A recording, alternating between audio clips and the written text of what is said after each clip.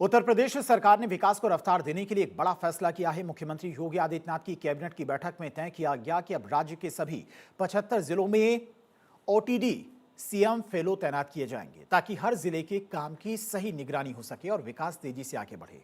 हर जिले में 2 फेलो नियुक्त होंगे जिन्हें 50,000 रुपए महीने मानदेय मिलेगा। ये फेलो विकास योजनाओं की निगरानी और डेटा आधारित रणनीति बनाने में मदद करेंगे। अधिकारियों का कहना है कि इस पहल से जिला स्तर पर कामकाज तेज होगा और $1 ट्रिलियन अर्थव्यवस्था लक्ष्य को मजबूती मिलेगी।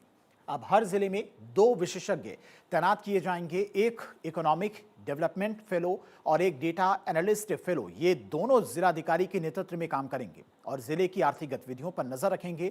इनकी भूमिका सिर्फ आंकड़े जुटाने तक सीमित नहीं होगी, बल्कि ये विकास की रणनीति तैयार करने में भी अहम योगदान देंगे। कृषि, उद्योग, निवेश, पर्यटन, रोजगार, जिला घरेलू उत्पाद जैसे क्षेत्रों की नियमित समीक्षा की जाएगी।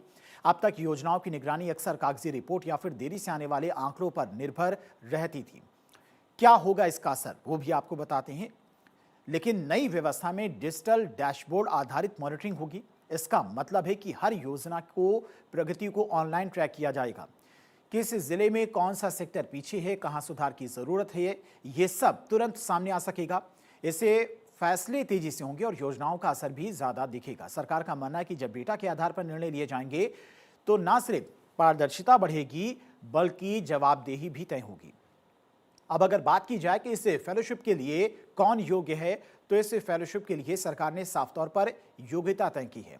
कौन अप्लाई कर सकता है? आवेदन करने वाले उम्मीदवार के पास में संबंधित विषय में पोस्ट ग्रेजुएशन की डिग्री होना जरूरी है। अधिकतम आयु सीमा 40 वर्ष रखी गई है। चयन प्रक्रिया 3 चरणों में होगी, जिसमें लिखित परीक्षा 50 अंक, अधिमानी योग्यता 30 अंक और इंटरव्यू 20 अंक का होगा। चयन की जिम्मेदारी state transformation commission Uttar Pradesh को दी गई है। चुने हुए फेलो को 50,000 प्रतिमाह मानदेय दिया जाएगा। इसके अलावा उन्हें काम के लिए जरूरी संसाधन भी दिए जाएंगे, जैसे लैपटॉप, यात्रा भत्ता, आवासीय सुविधा या फिर भत्ता। शुरुआती कार्यकाल 1 साल का होगा, जिसे प्रदर्शन के आधार पर आगे बढ़ाया जा सकता है। यह फेलोशिप खासतौर पर उन युवाओं के लिए बड़ा अवसर है जो नीति निर्माण और प्रशासनिक कामकाज में योगदान देना चाहते हैं। कैबिनेट बैठक में सिर्फ विकास योजनाओं पर ही नहीं बल्कि न्याय व्यवस्था को आधुनिक बनाने पर भी बड़ा फैसला लिया गया।